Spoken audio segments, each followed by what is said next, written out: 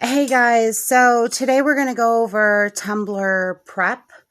I want to make sure that you guys are ready to begin your journey of tumbler making.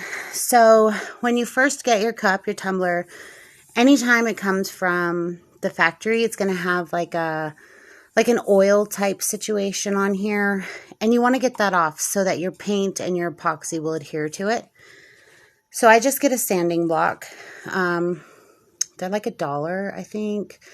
I got this from my local Family Dollar store here in my town because it's the only store to buy them at. And I think it was like $1 or $2. It's just a normal sanding block. It has the fine side on one and a little bit of a rougher side on the other. So all I do to prep my cup is I put it onto my drying rack arm so that it's easier for me to maneuver. And I just sand it. I just go up and down the tumbler, and you'll see how it's starting to scuff up and sand, so you can see the difference between the two. And I just make sure that I get all the way up and down the tumbler. And I just keep it on the arm just because it makes it a little easier for me to maneuver my cup and spin it as I sand it.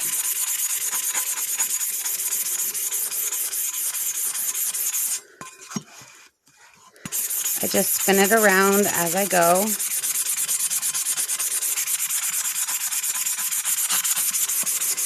And you don't want the sand marks too deep. If they're too deep, you can see it under your paint. And with spray paint cups, you don't want to see those sanding marks. So I just scuff it enough to get off the oils from the manufacturer.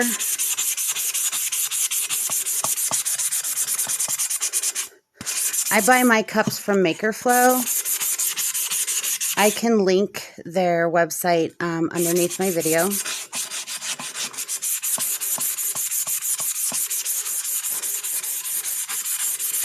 Okay, so at this point I've done in the middle. You can see that it's all nice and sanded. So at this point I just go around the bottom of the cup where the epoxy is going to adhere to the cup. And then I sand the bottom just enough again to scuff it. So then right here on the rim, I go along the rim as well. And then I spin it. And you hold it with my fingers. So then I spin it a little as I go around the rim, just to make sure it has a good sanding on it to hold that paint and the epoxy. So once you've sanded it, and you can tell it's just a light sand, you want to be careful because you're going to have the little metal splinters. So you don't want to touch it too much because it'll end up getting in your skin. This is where I just take a paper towel, some alcohol. I use the 70%.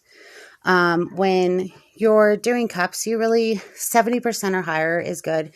91% is the best, but you can use the 70%. I just spray the paper towel, and then I rub down the cup. That takes off all the metal splinters. You can see it on my paper towel. It gets all that gunk off the cup that you don't want there. So that when you spray paint it, you get nice, even coating of spray paint. So I just want to make sure that it's nice and clean.